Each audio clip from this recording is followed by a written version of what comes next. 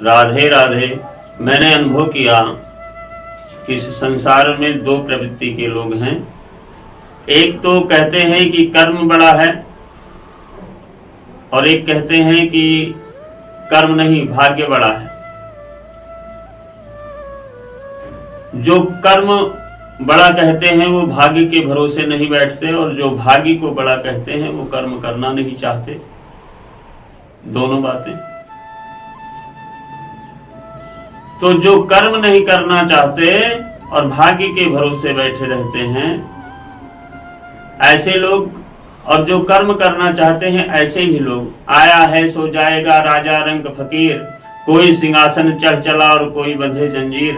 आना जाना तो इस संसार की प्रवृत्ति है, चाहे कोई कर्म के भरोसे रहे और चाहे भाग्य के भरोसे रहे।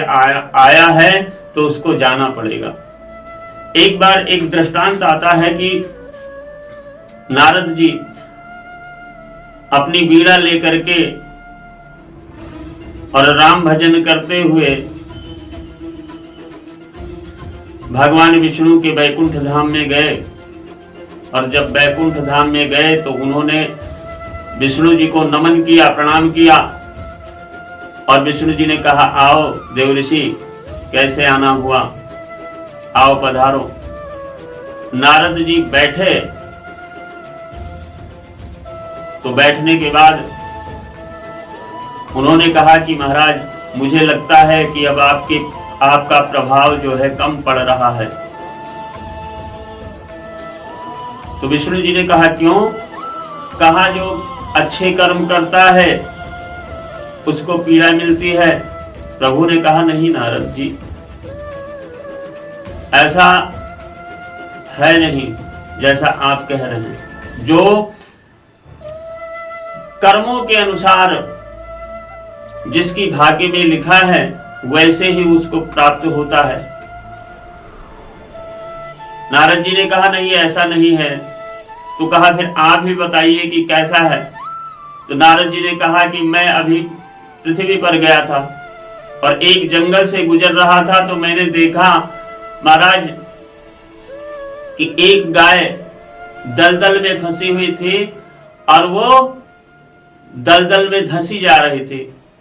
कहा, तभी वहां से एक चोर गुजरा और वो रुका नहीं, बल्कि उस गाय की पीठ पर पांव रख करके उस दलदल वाले गड्ढे को पार कर गया।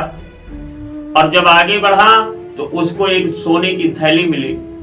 वहीं पर दूसरा एक वृद्ध साधु आ रहा था और उस साधु ने उस गाय को पूरी ताकत लगा करके निकाला, लेकिन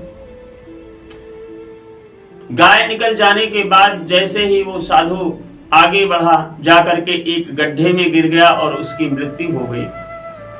महाराज, उस चोर ने तो अच्छा नहीं किया, गाय की पीठ पर पैर रख करके पार हो गया और उसको सोने की मोहरें मिली। वो वृद्ध साधु जिसने की गाय को उस दलदल से बाहर निकाला, वो आगे बढ़ने पर एक गड्ढे में गिर गया और उसकी मृत्यु हो गई। महाराज, ये कहाँ का न्याय है? तो भगवान ने कहा कि नारद, ऐसा है, जो जैसे कर्म करता है उसको वैसा फल मिलता है।